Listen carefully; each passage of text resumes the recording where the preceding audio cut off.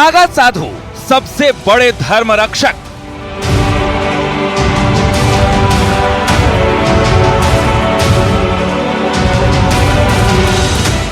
नागा साधु त्याग, तपस्या, बलिदान के प्रतीक।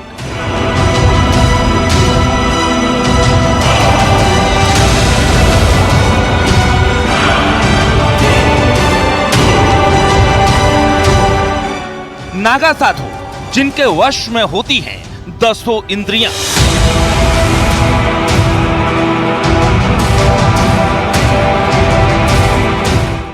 नागा साधु जो खुद का करते हैं पिंडदान।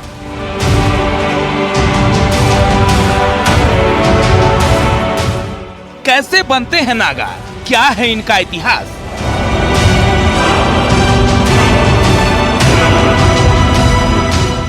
महाकुंभ के बाद क्यों दिखाई नहीं देते नागा साधु?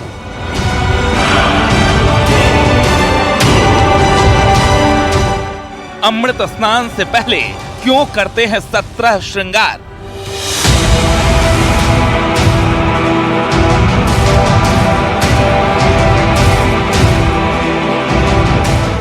कौन होते हैं सबसे शक्तिशाली नागा?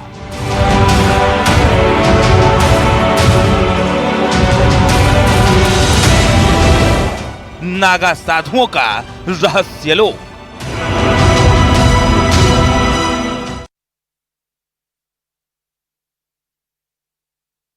है जिसमें दुनिया भर से साधु संत और श्रद्धालु हिस्सा लेते हैं और पवित्र त्रिवेणी संगम पर आस्था की डुबकी लगाते हैं। महाकुंभ में खास तौर पर नागा साधु आकर्षण का केंद्र रहते हैं। इसकी वजह उनकी जीवन शैली, पहनावा और उनकी भक्ति। आज हम आपको नागा साधुओं की रहस्यमय दुनिया के बारे में सब बताएंगे। सबसे पहले आपको दिखाते हैं नागाओं का इतिहास। नागा साधु कैसे बनते हैं, कहां रहते हैं, महाकुंभ के बाद कहां चले जाते हैं, इन सभी सवालों के जवाब आपको देते हैं इस रिपोर्ट में।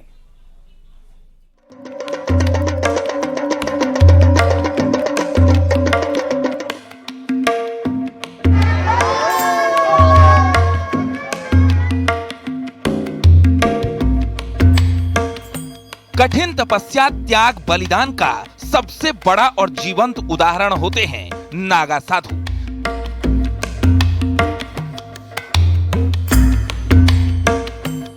नागा साधुओं का जीवन अन्य साधुओं की तुलना में सबसे कठिन माना जाता है। उनका संबंध शैव परंपरा की स्थापना से जुड़ा हुआ है।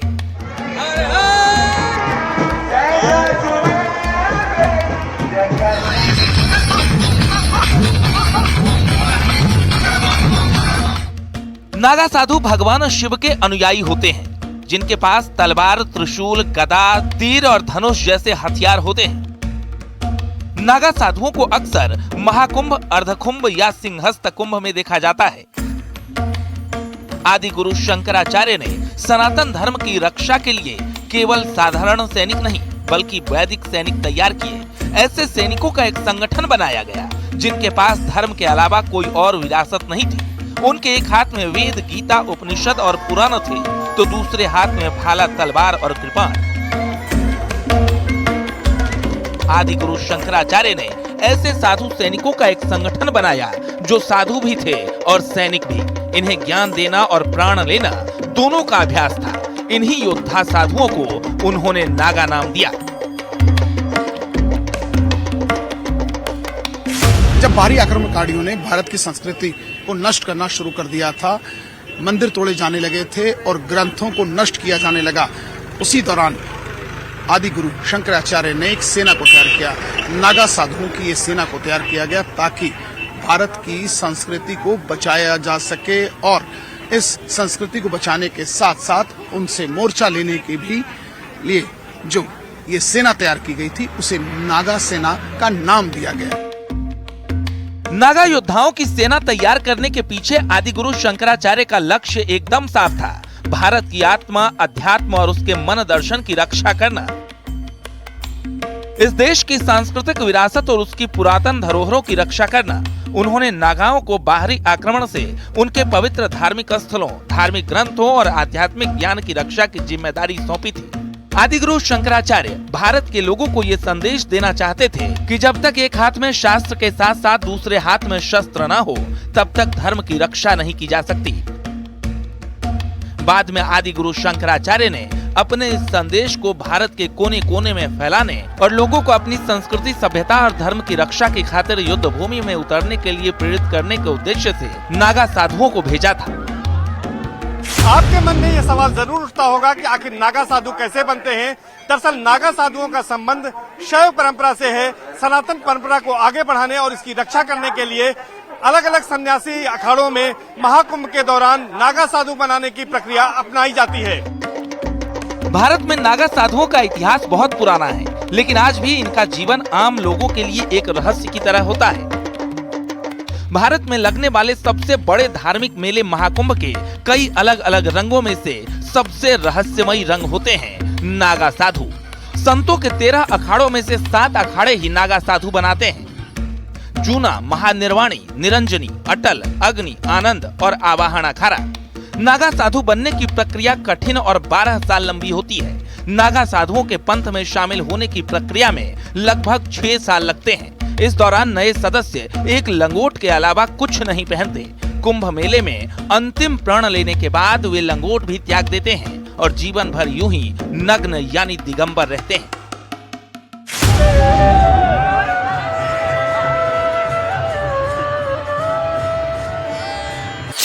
अखाड़े में शामिल होने के बाद सबसे पहले नागा बनने वाले को लंबे समय तक ब्रह्मचारी के रूप में जीवन बिताना होता है। इसके बाद उसे महापुरुष और फिर अवधूत का दर्जा दिया जाता है।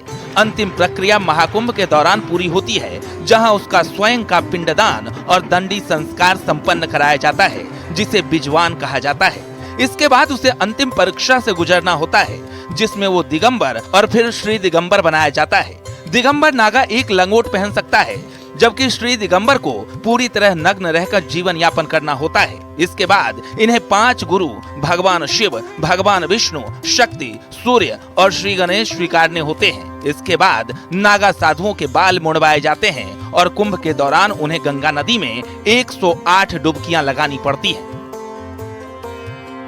नागाओं का पराक्रम इतिहास के पन्नों में पहली बार 1757 में गोकुल के युद्ध के रूप में दर्ज किया गया था, जब 111 नागा साधुओं ने अहमद शाह अब्दाली के नेतृत्व वाली अफगान सेना को बुरी तरह से हराया था।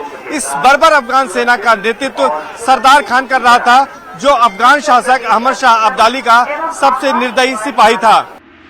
दरअसल अहमद शाह अब्दाली एकदम क्रूर, निर्दयी, रक्त पिशाच शासक था। 1757 में अहमद शाह अब्दाली भारतीय मंदिरों और संस्कृति को ध्वस्त कर आगे बढ़ रहा था। उसी बीच उसने वृंदावन, मथुरा और गोकुल पर भी हमला किया था, लेकिन उसे इस बात का ज्ञान नहीं था कि गोकुल नगरी में उस समय देश के ज्यादातर नागा साधु संत पहुंचे थे। उस समय गोकुल को जीतने की जिम्मेदारी अहमद शाह अब्दाली ने अपने सेनापति सरदार खान को दी थी, जो अपने 4000 सैनिक लेकर गोकुल की ओर बढ़ रहा था। सरदार खान अपने सैनिकों के साथ गोकुल पहुंचा तो उसने देखा कि लगभग 111 नग्न और राख से सने नागा साधु उसका तलवारों और भालों के साथ इंतजार कर रहे थे। नागाओं और अफगानों के बीच युद्ध शुरू हो गया और अफगानों की उम्मीदें कुछ ही घंटों में गलत साबित हुई, क्योंकि उनकी सेना ताश के पत्तों की तरह बिखर गई। इस युद्ध के अलावा भी नागाओं ने देश की रक्षा के लिए कई युद्ध लड़े और अपना बलिदान तक दिया। प्रयागराज में दीक्षा लेने वालों को नागा कहते हैं। हरिद्वार में दीक्षा लेने वालों को बर्फानी नागा कहा जाता है। उज्जैन में दीक्षा लेने वालों को खूनी नागा कहते हैं। नासिक में दीक्षा लेने वाले को खिचड़िया नागा कहते हैं। नागा साधुओं का जीवन बहुत रहस्यमय होता है। कुंभ के बाद वो कहीं गायब हो जाते हैं। कहा जाता है कि नागा साधु जंगल के रास्ते से देर रात में यात्रा करते हैं, इसलिए ये किसी को नजर नहीं आते। नागा साधु समय समय पर अपनी जगह बदलते रहते हैं, इस कारण इनकी सही स्थिति का पता लगाना बहुत मुश्किल होता है। ये लोग गुप्त स्थान पर रहकर ही तपस्या करते हैं।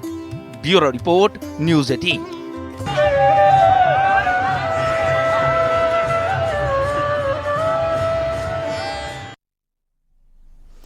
वैसे तो नागा साधुओं के पास आध्यात्मिक शक्ति और भक्ति के अलावा कुछ नहीं होता, क्योंकि नागा का अर्थ ही खाली होता है।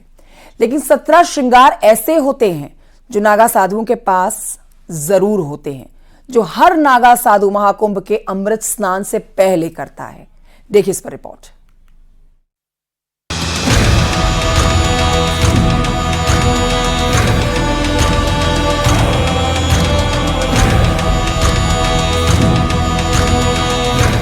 महाकुंभ में आने वाले नागा साधु लोगों के लिए सबसे ज्यादा आकर्षण का केंद्र होते हैं। नागा साधुओं की वेशभूषा और खान पान आम लोगों से बिल्कुल अलग होती है। कितनी भी कड़ाके की ठंड पड़ रही हो, लेकिन नागा साधु वस्त्र धारण नहीं करते। महाकुंभ पर पहला अमृत स्नान नागा साधु ही करते हैं। कहते हैं 12 सालों की कठिन तपस्या का फल उन्हें महाकुंभ में स्नान करने से मिलता है।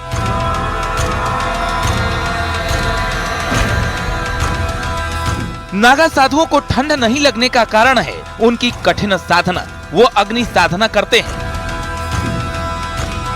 जिससे अग्नि तत्व को अपने शरीर में इकट्ठा करते हैं और शरीर को गर्म करते हैं। नाड़ी शोधन प्राणायाम, जिससे शरीर में वायु को संतुलित किया जाता है।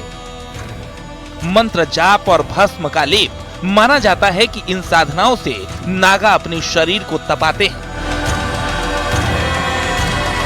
वैसे तो नागा साधुओं के पास आध्यात्मिक शक्ति और भक्ति के अलावा कुछ नहीं होता, क्योंकि नागा का अर्थ ही खाली होता है। लेकिन 17 श्रृंगार ऐसे होते हैं जो नागा साधुओं के पास जरूर होते हैं, जो हर नागा साधु महाकुंभ के अमृत स्नान से पहले करते हैं। इन 17 श्रृंगारों में भभूत, लंगोट, चंदन, पैरों के कंगन, पंचकेश, रोली का लेप, अंगूठी, फूलों की माला, चिमटा, डमरू, कमंडल, जटा, तिलक, काजल, हाथों में चूड़ी, विभूति का लेप और रुद्राक्ष। अमूमन 16 श्रृंगार होते हैं, लेकिन अमृत स्नान से पहले नागा ये सभी 17 श्रृंगार करते हैं और फिर स्नान के लिए निकलता है नागा सन्यासियों का वो समूह जिसे देखने के लिए देश विदेश से श्रद्धालु महाकुंभ में पहुंचते हैं। 17 श्रृंगार और अपने अस्त्र शस्त्र के साथ नागा संगम में पहुंचते हैं और आस्था का अमृत स्नान करते हैं, जो महाकुंभ का सबसे आकर्षण और अद्भुत होता है। नागा साधुओं के पास जो अस्त्र, त्रिशूल, तलवार और भाला होते हैं, उनका धार्मिक और सांस्कृतिक महत्व है। त्रिशूल भगवान शिव का प्रिय अस्त्र है और इसे शक्ति, सृष्टि और विनाश का प्रतीक माना जाता है।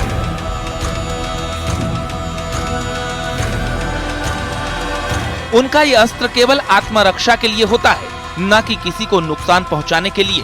पूरे कुंभ के दौरान ये नागा साधु यहाँ रहते हैं, फिर देश के अलग अलग हिस्से में बने अखाड़ों में लौट जाते हैं। इनमें से कुछ हिमालय की गुफाओं और कंदराओं और कुछ देश के अन्य पहाड़ी इलाकों में भी चले जाते हैं।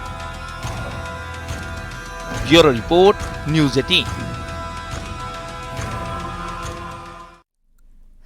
नागा साधुओं का इतिहास अखाड़ों से जुड़ा है। महाकुंभ में दिखाई पड़ने वाले नागा साधु कुंभ स्नान के बाद या तो हिमालय पर तपस्या के लिए चले जाते हैं या फिर अपने अखाड़ों में लौट जाते हैं। ऐसे में हम बताते हैं कि अखाड़ों के बारे में, इनकी स्थापना कैसे हुई है, कितने अखाड़े हैं, क्या है इनके नियम, इससे जुड़ी संपूर्ण जानकारी आपको देते हैं इस रिपोर्ट में।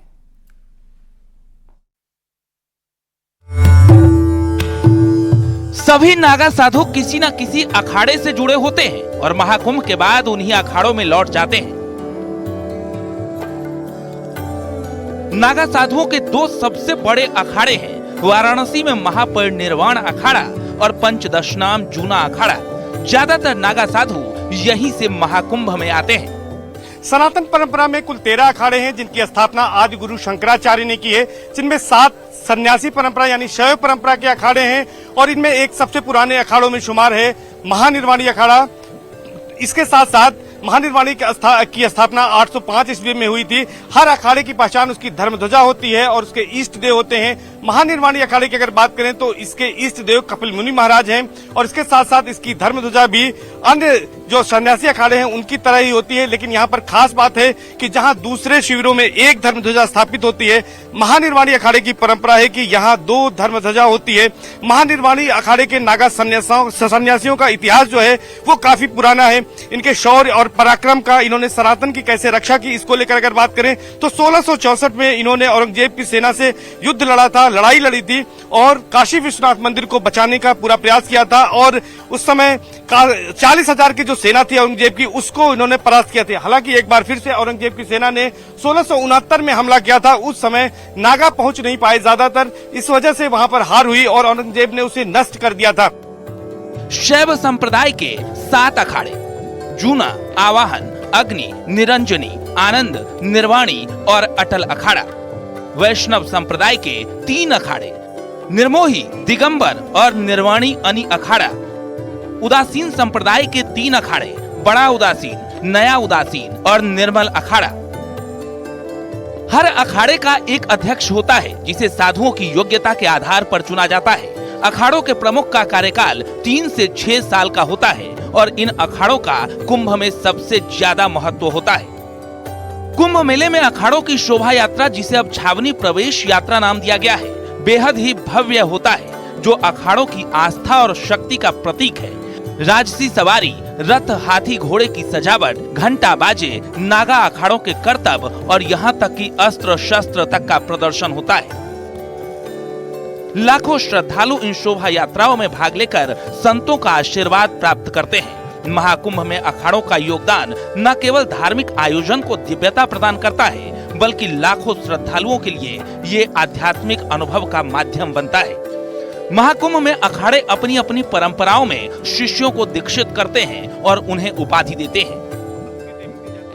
बिल्कुल बिल्कुल, क्योंकि सांकेतिक रूप से अगर हम अपने जितने भी हमारे विग्रह के रूप में देवता है, किसी भी देवता के अगर हम दर्शन करें तो कोई भी देवता शस्त्र विहीन नहीं है। वो भगवती दुर्गा का जितने भी रूप हैं, भगवान शिव को आप देखिए, भगवान विष्णु को सुदर्शन चक्र देखिए, जितने भी अवतरण भगवान के हुए, सब ने धर्म की रक्षा के लिए लास्ट में जो है शस्त्रों का ही प्रयोग किया है। और हम सब लोग सन्यासी उन्हीं के अनुयायी हैं। और जब जब ऐसी परिस्थिति आती है तो विश्वामित्र ने भले राम को लिया हो, शस्त्र विद्या में निपुण कराया हो, तो सन्यासी हमेशा से इसमें आगे रहते हैं। और भविष्य में भी ऐसी परिस्थिति अगर आती है तो सन्यासी अपने प्राणों को न्यौछावर करने के लिए हमेशा तत्पर रहते हैं। 13 अखाड़ों में 3 समुदाय थी।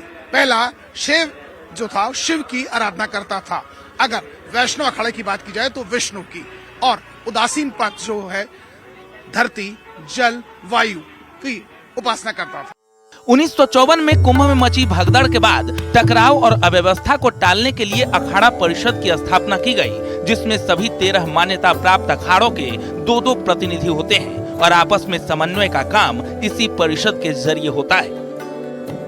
कुंभ में शामिल होने वाले सभी अखाड़े अपने अलग नियम और कानून से चलते हैं। यहाँ जुर्म करने वाले साधुओं को अखाड़ा परिषद सजा देता है। छोटी चूक के दोषी साधु को अखाड़े के कोतवाल के साथ गंगा में 5 से लेकर 108 डुबकी लगाने के लिए भेजा जाता है। डुबकी के बाद वो भीगे कपड़े में ही देवस्थान पर आकर अपनी गलती के लिए क्षमा मांगता है। फिर पुजारी पूजा स्थल पर रखे प्रसाद देकर उसे दोष मुक्त करते हैं। विवाह, हत्या या दुष्कर्म जैसे मामलों में उसे अखाड़े से निष्कासित कर दिया जाता है। अखाड़े से निकाले जाने के बाद ही उस पर संवैधानिक कानून लागू होता है। ये जो मौनी अमावस्या आती है उसके 2 दिन पहले जो है एकादशी से वो प्रक्रिया प्रारंभ होती है। जो भी नूतन सन्यासी सन्यास धर्म में जिन्होंने प्रवेश किया है, जो अपने माता पिता की सहमति से अथवा किसी विपरीत परिस्थिति के कारण स्वेच्छा से जो सन्यास लेना चाहते हैं, उसमें कोई जोर जबरदस्ती नहीं। जो बालिग होना चाहिए उसका पूरा बायोडाटा यहाँ रिकॉर्ड में रखा जाता है। लगभग 1900 से कंटिन्यू ये चल रहा है प्रोसेस। और अखाड़े जितने भी हैं वो सोसाइटी में रजिस्टर्ड है, उनका रिटर्न फाइल होता है। पूरा कार्यपालिका, विधायिका, न्यायपालिका सारे उसमें विभाग हैं। तो उन सन्यासियों को 3 साल, 6 साल अथवा 12 साल जब सन्यास लिए होता है, फिर नागा की दीक्षा उनकी कुंभ पर्व पर ही होती है। तो इस बार भी बहुतायत संख्या में सन्यासियों की दीक्षा होगी आचार्य जी के द्वारा और ब्राह्मणों के द्वारा हवन होगा। वो 2 दिन की एक प्रक्रिया है पूरी। तो उसका पालन जो वैदिक सनातन धर्म में सन्यास की प्रक्रिया है, आज भी उसी परंपरा के तहत ये सब किया जा रहा है। अखाड़ों के कानून को मानने की शपथ नागा बनने की प्रक्रिया के दौरान ही दिलाई जाती है। अखाड़े का जो सदस्य इस कानून का पालन नहीं करता, उसे निकाल दिया जाता है। Bureau report, news 18।